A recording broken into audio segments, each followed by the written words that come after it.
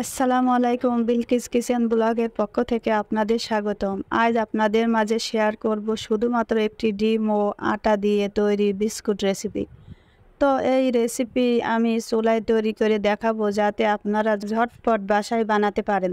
আশা করি রেসিপিটি আপনাদের সবার ভালো লাগবে। ভালো লাগলে চ্যানেলটাকে সাবস্ক্রাইব করে আমার পাশেই থেকে যেতে পারেন। তো চলুন রেসিপিটি দেখে নিই। বিস্কুট বানানোর জন্য আমি প্রথমে একটি মিক্সার বল নিয়ে নিয়েছি। মিক্সার বলে একটি ডিম ভেঙে নিচ্ছি। স্বাদ মতো লবণ দিয়ে দিয়েছি। লবণ দিয়ে ডিমটা একটু ফেটিয়ে নেব। এ পর্যায়ে আমি আধা কাপ চিনি দিয়ে দেব।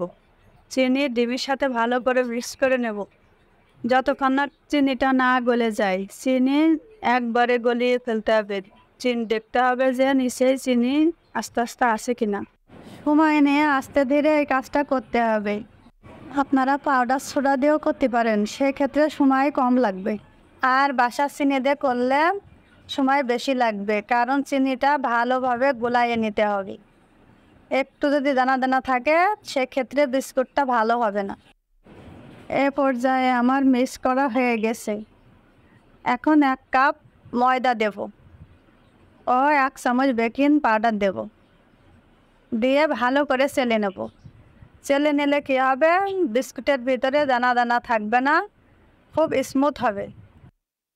এখন চামচ দিয়ে ডিম ও চিনির মিশ্রণের সাথে আটাটা ভালো করে মিক্স করে ডো তৈরি করে নেব। এভাবে আস্তে ধীরে ভালো করে ডোটা তৈরি করে নেব। এতে আলগা কোনো পানি দেওয়া যাবে না। এই মিশ্রণ দিয়ে ডোটা তৈরি করতে হবে। সেক্ষেত্রে আপনাদের যদি আটা বেশি নরম হয়ে যায়, একটু আটা দিয়ে নিতে পারেন, কিংবা যদি শক্ত হয়ে যায় তাহলে একটু দুধ দিয়ে নিতে পারেন, কিংবা ডিম দিয়ে নিতে পারেন। আমার ক্ষেত্রে কিছুই দেব না, আমার আটাটা একবারে ঠিক আছে। আমার মতো যদি পরিমাণটা আপনাদেরও ঠিক থাকে তাহলে আপনাদেরও কিছু দেওয়া লাগবে না। এভাবেই ডোটা মেরে নিতে পারবেন। এরপর দুই চামচ রান্নার তেল দিয়ে নেব। তেল দিয়ে আবারও ভালো করে মেখে নেব। আর ডোটা ভালো করে মেরে নিতে হবে। এই কাজটা আস্তে ধীরে করতে হবে। ডোটা যত ভালো করে মেরে নেবেন, বিস্কুটের শেপটা তত ভালো আসবে। এখন ডোটা রেডি করা হয়ে গেছে। এখন আধা ঘন্টার জন্য রেস্টে রেখে দেবো।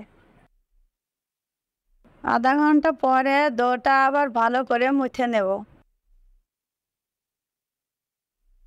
এরপর যে প্লেটটায় বিস্কুট রাখবো, ওই প্লেটটা আমি একটু তেল ব্রাশ করে দেব। এতে করে বিস্কুটটা প্লেটের নিচে লেগে থাকবে না, তাড়াতাড়ি উঠে যাবে। মানে ভালো করে তেল ব্রাশ করে নেব।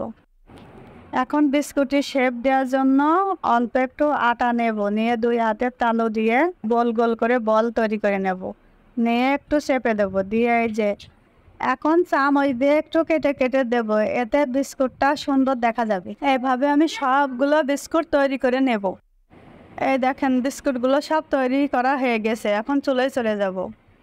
চুলায় একটা হাঁড়ি বসিয়ে দিয়েছি, নিচে একটা স্ট্যান্ড দিয়ে দিয়েছি এবং বিস্কুটগুলো স্ট্যান্ডের উপর বসিয়ে দিয়েছি।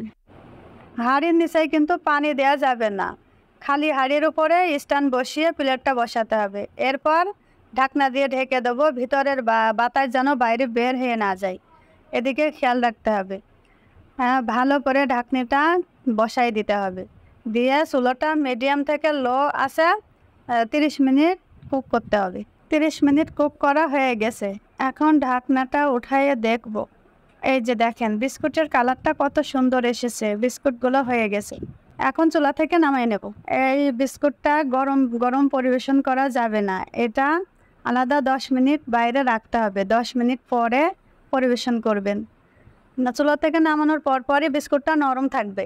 10 মিনিট পরে এটা শক্ত হয়ে যাবে। এই দেখেন কত সুন্দর হয়েছে, বেকারির মতো। কালারটাও দেখছেন, কালারটাও কত সুন্দর এসেছে। আপনারা চাইলে বাসায় এভাবে বানাতে পারবেন।